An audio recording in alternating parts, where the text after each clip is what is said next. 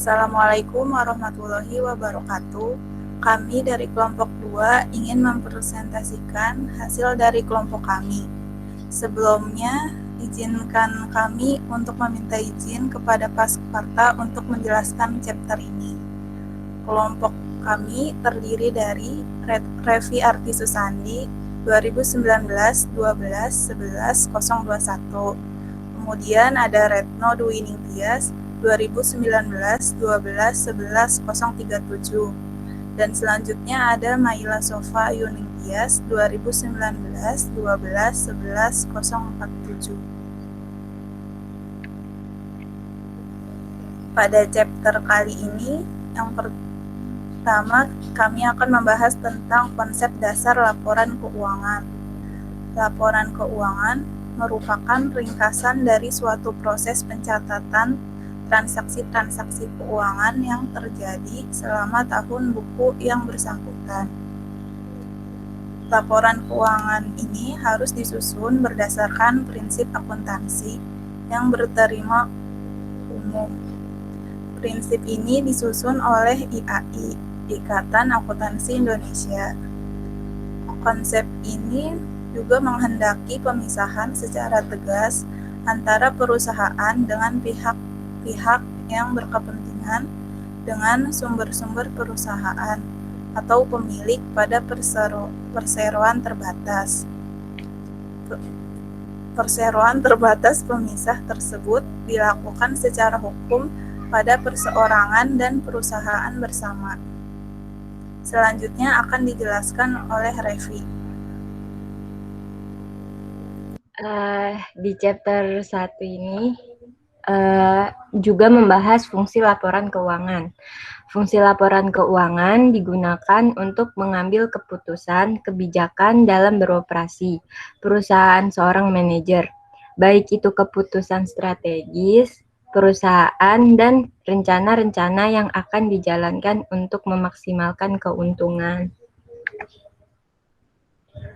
Pengguna laporan keuangan ada internal perusahaan, pihak yang secara langsung berkaitan dengan aktivitas operasi perusahaan. Itu di dalam internal perusahaannya seperti kayak staf-staf kantor, itu juga memakai laporan keuangan untuk dijadikan analisa. Terus kalau yang eksternal perusahaan, nomor 1 ada investor. Investor ini seorang investor atau penanam modal dalam perusahaan juga dengan para penasehatnya berkepentingan mengetahui hasil dari investasi mereka, juga dengan segala resiko yang melekat dan mungkin akan ditimbulkan dari investasi yang telah mereka keluarkan untuk perusahaan. Yang kedua ada karyawan. Karyawan perusahaan atau kelompok yang mewakili suara mereka juga membutuhkan informasi mengenai tingkat profitabilitas dan tingkat kestabilan perusahaan. Karyawan ingin tahu informasi untuk mengetahui kemampuan perusahaannya dalam memberikan tingkat upah atau gaji mereka. Yang ketiga ada kreditur. Pemberi pinjaman atau kreditur ingin tahu apakah pinjaman yang telah mereka berikan dan juga bunganya bisa dibayarkan ketika sudah jatuh tempo. Jadi, laporan keuangan ini sangat perlu bagi kreditur untuk mengetahuinya. Yang keempat ada pemasok atau rekan dan kreditor usaha. Pemasok atau rekanan seperti pemasok bahan baku bagi perusahaan menggunakan laporan keuangan untuk mengambil keputusan apakah jumlah nominal yang terutang akan dibayar saat tiba jatuh tempo. Kreditor usaha memerlukan informasi untuk kepentingan apabila perusahaan yang diutangi adalah pelanggan utang perusahaan pemasok dan kelangsungan hidup pemasok ini termasuk pada mereka. Jadi pemasok juga perlu untuk mengetahui laporan keuangan. dan juga penggunanya. Nomor 5 ada pemerintah. Pemerintah atau government. Akuntansi yang digunakan di sini berbeda antara laporan akuntansi keuangan perusahaan biasa disebut akuntansi perpajakan.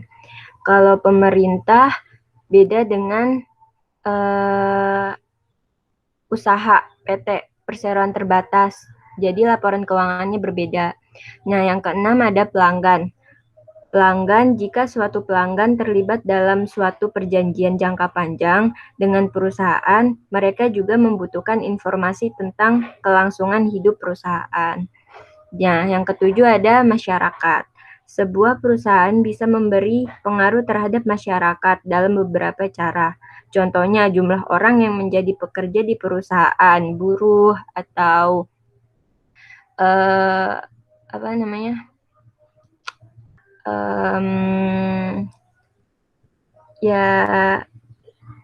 karyawan, perlindungan untuk penanaman modal dalam negeri.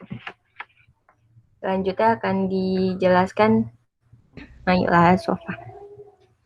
Selanjutnya, saya akan menjelaskan tentang neraca.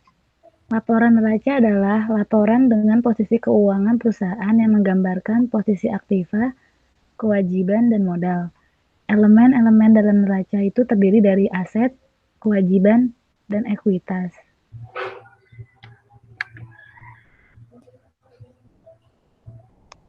Manfaat dari neraca itu sendiri adalah 1.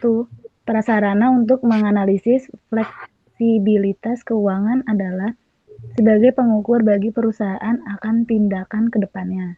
Yang kedua, prasarana untuk menganalisis likuiditas, yang artinya adalah kemampuan perusahaan dalam menyelesaikan kewajiban jangka pendeknya. Yang ketiga, ada prasarana untuk menganalisis solvabilitas, yang artinya adalah kemampuan perusahaan membayar hutang-hutangnya sebelum jatuh tempo.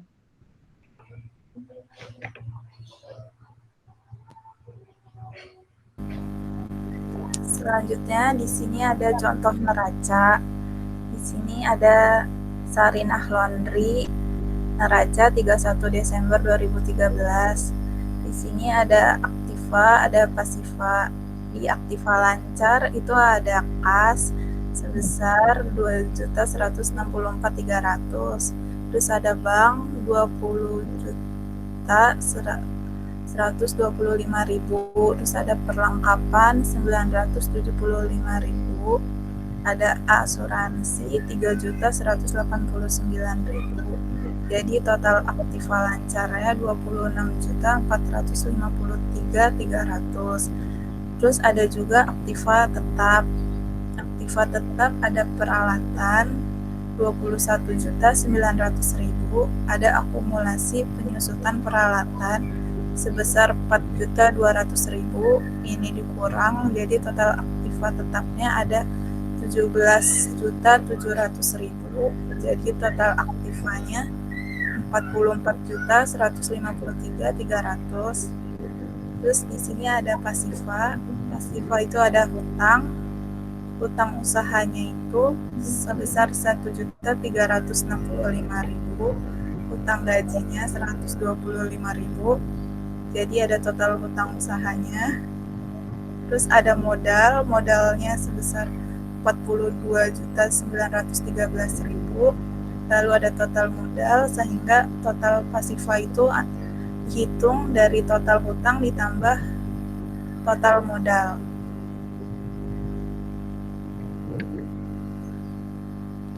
Selanjutnya ada keterbatasan neraca.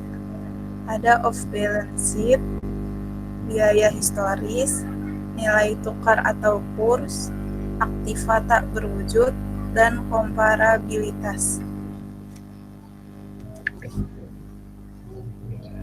Laporan laba atau rugi adalah laporan mengenai pendapatan dan beban-beban suatu perusahaan selama periode tertentu.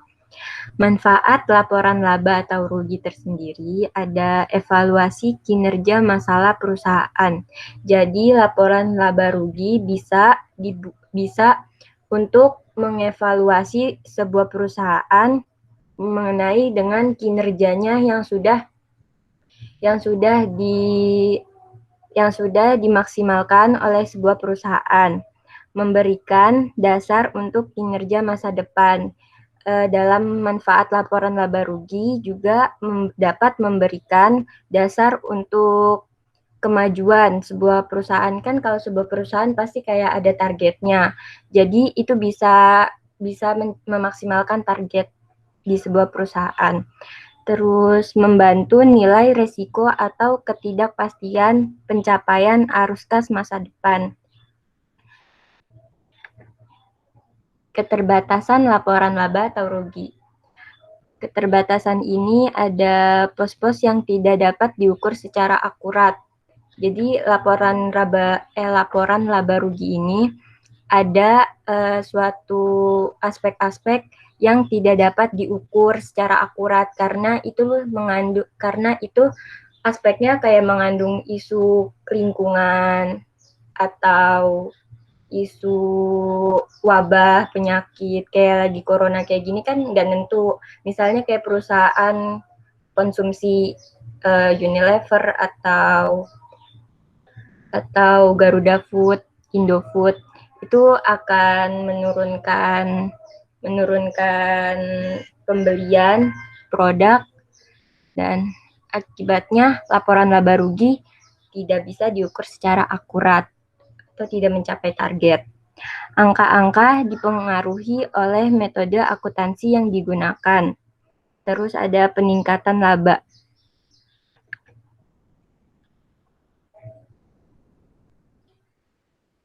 Selanjutnya dijelaskan oleh Maila. Chapter 2, yaitu Financial Reporting and Analysis. Definisi financial analysis adalah proses mengevaluasi informasi keuangan dan lainnya untuk pengambilan keputusan. Next. 6-step proses. Yang pertama ada identifikasi tujuan analisis keuangan. Yang kedua, tinjauan perusahaan. Yang ketiga, teknik analisis keuangan. Yang keempat, analisis akuntansi rinci. Yang kelima, analisis komprehensif. Yang keenam ada keputusan atau rekomendasi. Selanjutnya ada type of financial statement. Jadi tipe laporan keuangan di sini itu ada balance sheet, terus income statement, cash flow statement, statement of retained earning.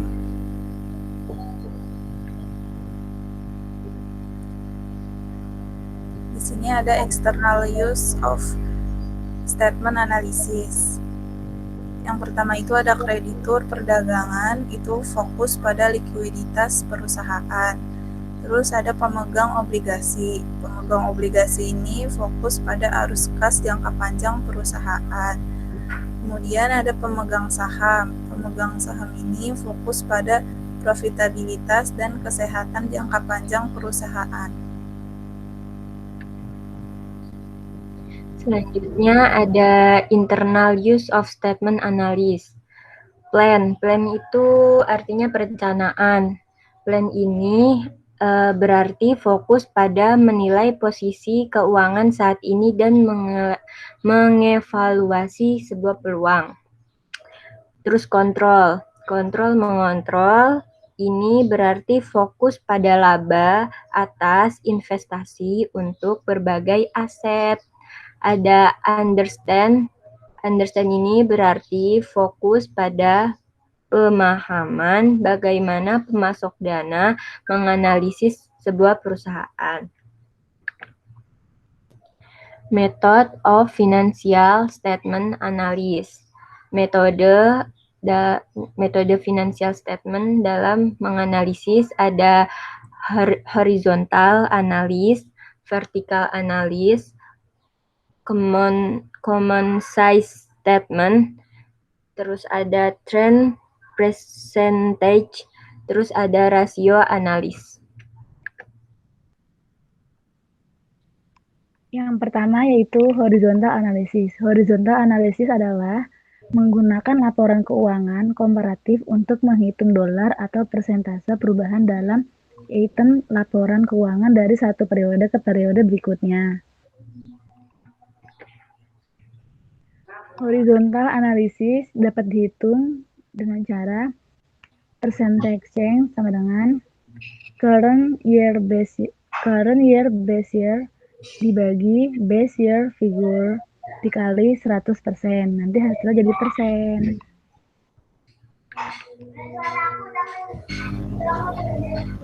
Di sini ada contoh analisis keuangan. Di sini ada balance sheet.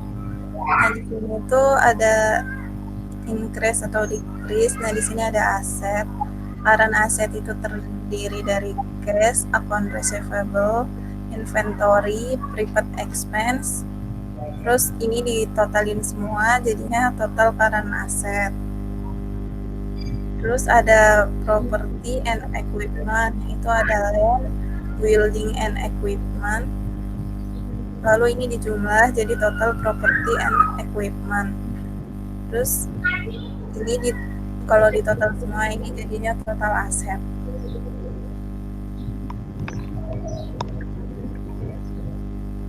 Vertical analysis.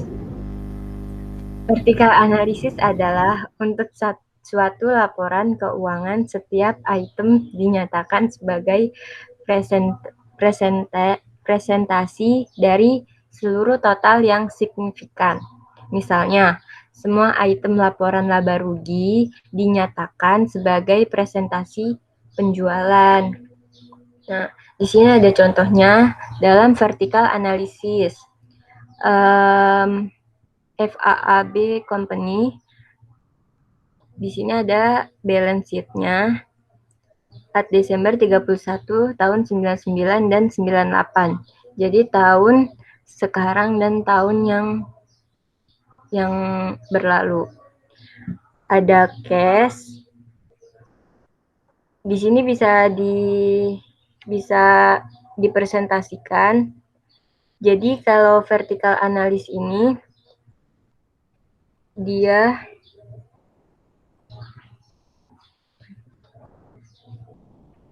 rounded-nya 18%. Dimulai dari 99.000. Di sini ada 30.000 dari tahun sebelumnya. Jadi 387.000 dan presentasinya 8%. Jadi dalam vertical analysis itu diambilnya dari tahun sekarang sama tahun sebelumnya. Common size statement adalah laporan keuangan yang hanya menunjukkan persentase dan tidak ada jumlah dolar absolut. Rasio analisis. Rasio analisis adalah ekspresi hubungan logis antara item dalam satu periode. Misalnya kayak hubungan persentase antara pendapatan dan laba bersih. Selanjutnya ada klasifikasi rasio. Di sini ada balance sheet rasio, yaitu financial rasio. Itu ada current rasio, quick asset rasio, proprietary ratio, dan debt equity ratio. Terus ada P&L ratio atau income atau revenue statement ratio. Dalam operating ratio di sini ada gross profit ratio, operating ratio, expense ratio, net profit ratio, stock turnover ratio. Terus ada balance sheet and profit and loss ratio. Di sini ada composite ratio, di sini ada fixed asset turnover ratio, return on total resources ratio, return on own fund ratio, earning per share ratio, debtors, and turnover ratio. Terima kasih, sekian dari presentasi dari kelompok kami. Kurang lebihnya mohon maaf. Wassalamualaikum warahmatullahi wabarakatuh.